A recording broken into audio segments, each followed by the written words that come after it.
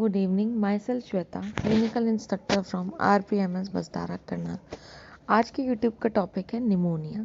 Pneumonia एक बहुत common आपकी एक कंडीशन है जिसका कॉमनली नाम हम डे टू डे लाइफ में मोस्टली सुनते हैं। निमोनिया है क्या? निमोनिया एक सडन इन्फ्लामेशन, एक्यूट इन्फ्लामेशन है लंग्स के पैरेन्काइमा के, जो लंग्स के स्ट्रक्चर्स हैं उसकी इन्फ्लामेशन हो जाती है, जिसके रीजंस बैक्टीरियल भी हो सकता है, वायरल और फंगल भी हो सकता है। ये क्या करता है? कॉजेज एल्वेलाई टू फिल, मतलब इसमें क्या होता है, आपकी पस फिल्ड हो जाता है या फ्लूइड्स फिल्ड हो जाते हैं एल्वोलाइज में, जो कि बेसिकली क्या करेगा, आपके गैस एक्सचेंज, जिन आपके एल्वोलाई का जो मेन फंक्शन है गैस एक्सचेंज, वो इम्पेयर हो जाएगा। एक आपका होता है कम्युनिटी एक्वायर्ड एनर्जी, जिसे हम CAP कहते हैं।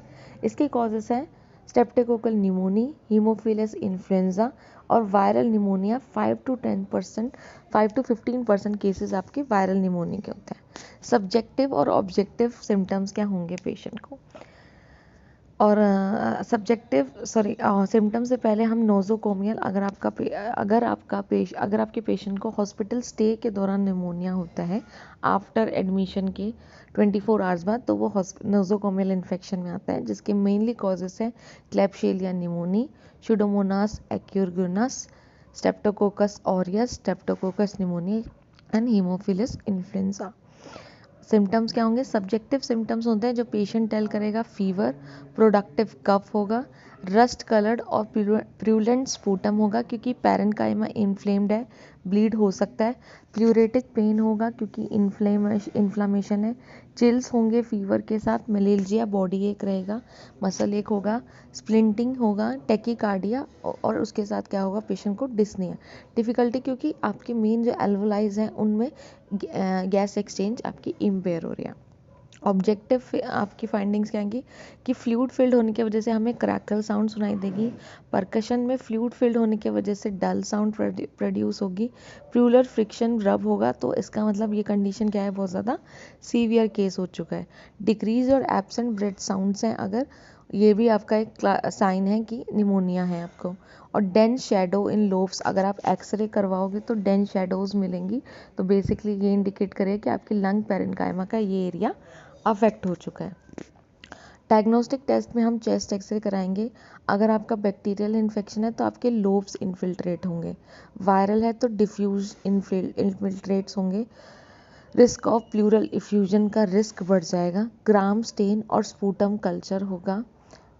उसके अलावा हम CBC कर सकते हैं, जिसमें WBC काउंट आपके 15,000 से इंक्रीज होंगे, जो सजेस्ट करेगा बैक्टीरियल इन्फेक्शन है।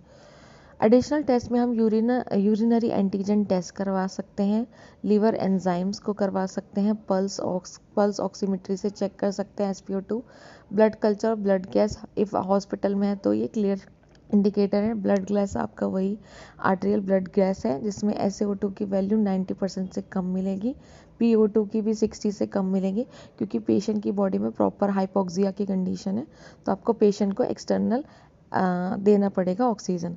एजुकेशन और पहले कॉमन ट्रीटमेंट्स पे आते हैं। हमें मेनली अगर बैक्टीरियल है तो पेशेंट को एंटीबायोटिक्स देंगे।